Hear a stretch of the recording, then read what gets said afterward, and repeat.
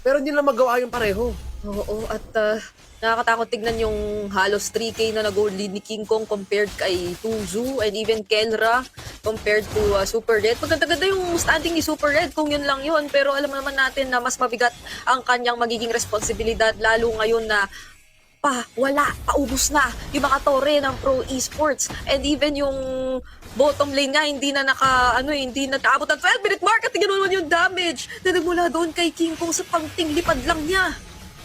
Drive-by. Well, fly-by. Pwede natin sabihin.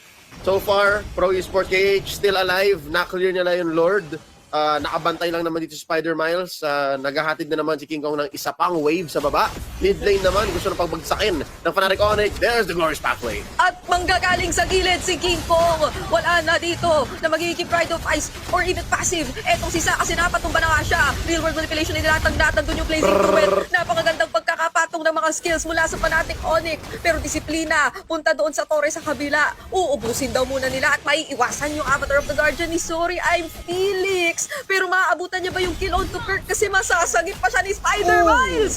Oh my goodness! Doon sa likod, tumumba na rin yung jungler ng Pro Esports at hindi talaga gustong tantanan ng Fnatic Onyx yung torre. Eto na nakapag-cooldown ulit yung glorious pathway!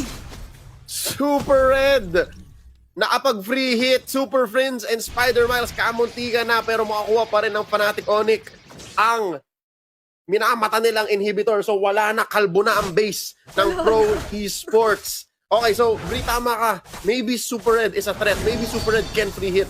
Pero yun nga lang, ibig sabihin nun, kailangan siyang bantayan ni Sorry I'm Felix and ni PP. So paano na si Tuzu? Paano na isa mga ways para mag-clear ng Pro Esports ng waves? Kasi totoo lang if that happened, na wala na yung tatlong inhibitor, tapos nawala si Tuzu, siguro isang ligaw na wave lang tapos to. Hindi kaya nung lineup nila without Tuzu.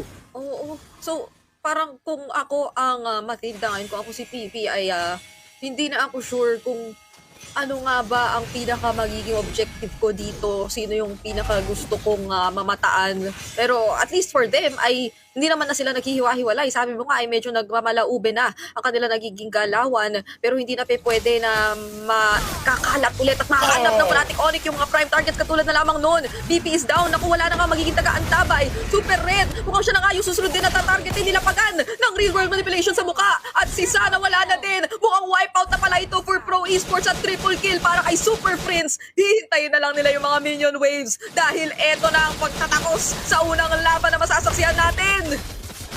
Nakakamiss ang kidlat ng Fnatic Onyx PH. Mapapanood natin sila